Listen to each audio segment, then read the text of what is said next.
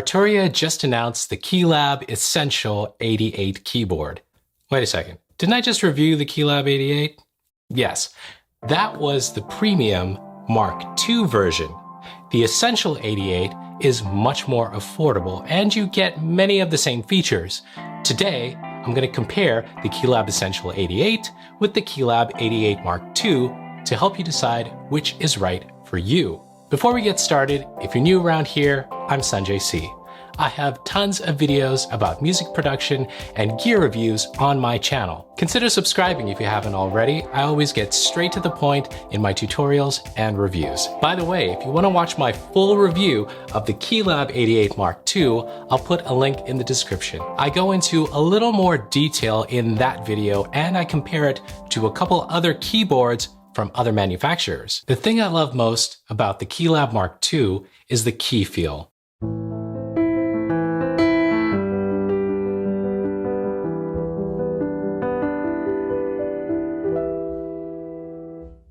The keys are hammer action, fully weighted.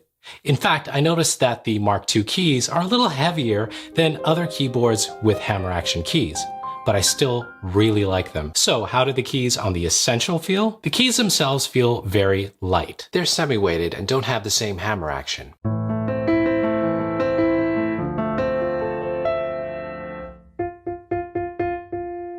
They're a lot lighter than the Mark II.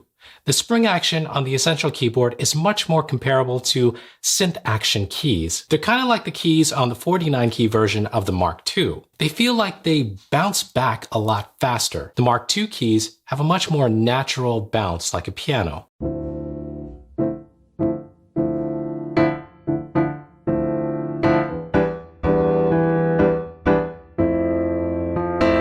The velocity sensitivity is about the same.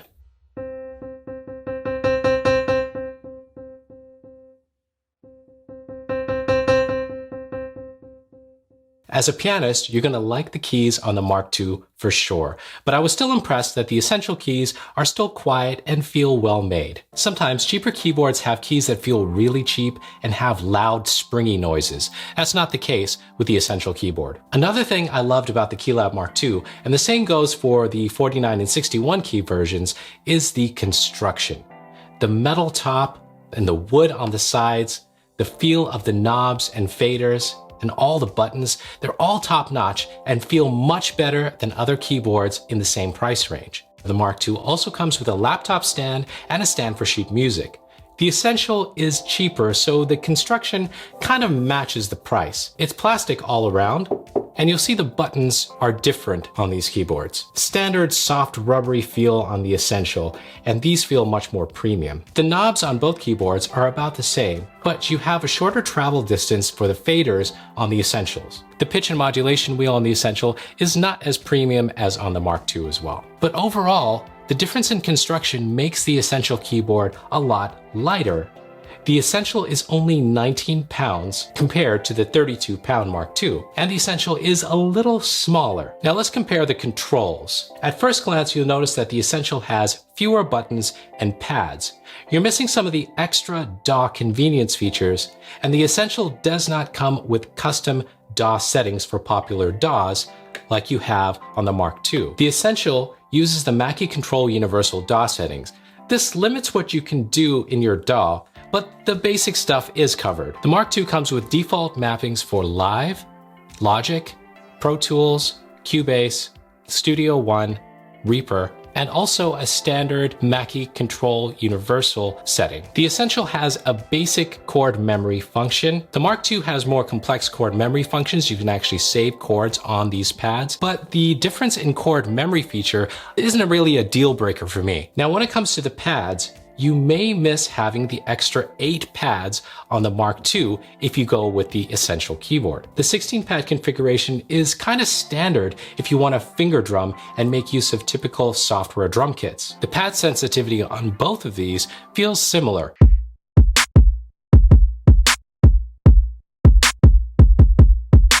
In the middle, both have the same screen, and the buttons around the screen handle your navigation of presets in Analog Lab and some DAW stuff, and the user template features as well. The Mark II has a few extra buttons that adds some convenience to switching modes. Over on the right, you've got knobs and faders. The Mark II adds a row of buttons under the faders which improve efficiency of track selection or Analog Lab preset filtering. Again, this is just a nice convenience. You can switch presets and tracks using the arrow buttons on the Essential. In the back, the Mark II has more connectivity options for connecting to hardware and modular synths. You have CV connections for gate, pitch, mod, and input, as well as standard MIDI ins and outs.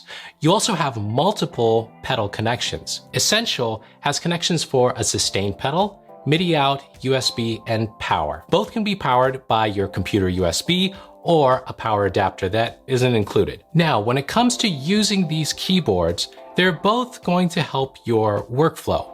Both of them can control DAW functions, and you can use them with a hardware synth with the MIDI outs. But of course, you can do more with the Mark II's CV connections. Let's talk a little bit about DAW control. The Mark II is definitely the winner here with customized settings for your DAW. Essential works with pretty much any DAW, but with limited controls, and it does impact your workflow. Faders and knobs work the same on both, and transport controls are the same as well. The Mark II adds extra buttons for DAW control, and these overlays depending on which DAW you use. You've got overlays for Logic, Pro Tools, Studio One, Reaper, Ableton Live, and Cubase. For Ableton Live, you've got solo, mute, record, automation arm and re-enable, view, punch in, punch out, metronome, and undo. You've got the standard undo, metronome, save, and punch buttons here. I noticed that on Ableton Live, the save button really didn't work. On the Mark II, you can select tracks using the extra row of buttons, as I mentioned before. On the Essential, you can move between tracks using the arrow keys. If you use Ableton Live, you can trigger clips with the drum pads, but of course, having the extra drum pads on the Mark II means you have extra control.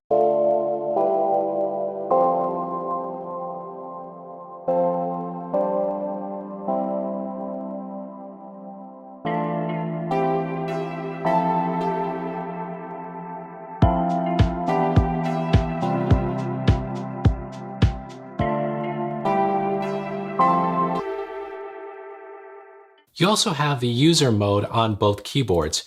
You can use this mode to customize what the knobs, faders, and buttons do. It's really powerful, and you can create templates for hardware synths like I've done for the Mini Brute, or even software instruments like I did for Nexus 3. The Mark II allows you to save up to 10 templates.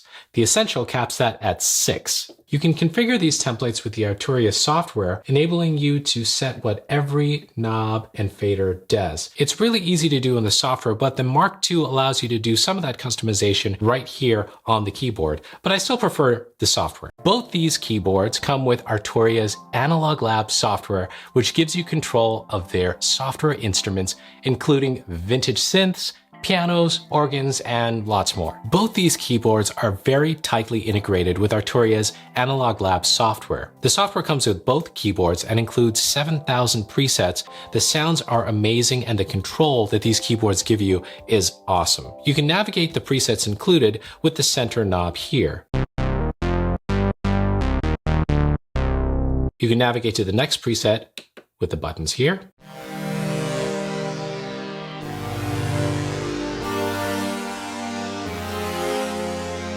You can also filter by category using the button here on the Essential keyboard. So we can filter by pianos and then navigate the presets here.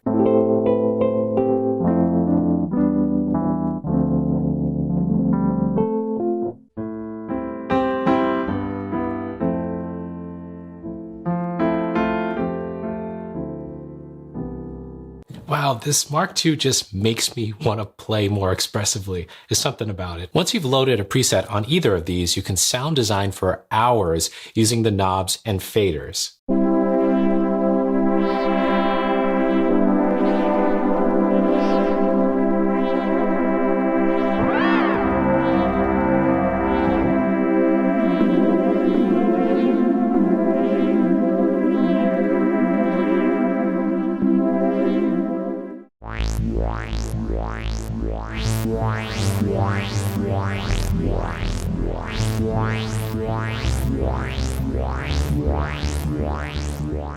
When it comes to sound design with Analog Lab, these are very similar, and you'll have just as much fun modifying the presets and Arturia's V collection of synths. If you're looking for a full-size 88-key keyboard, either of these is a good option for controlling your DAW and Arturia's Analog Lab software.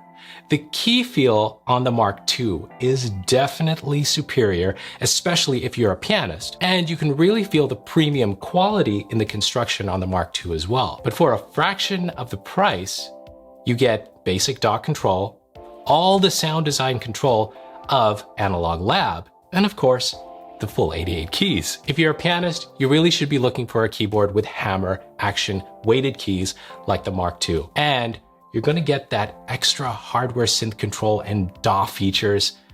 But yeah, you're gonna pay for it. If you're looking for a smaller Arturia keyboard, check out my review of the Keylab Mark II 49 and the Mini Lab. I'll put links to them in the video description. If you liked this video, hit the like button and don't forget to subscribe. Keep making the music you love, and check out one of these videos next.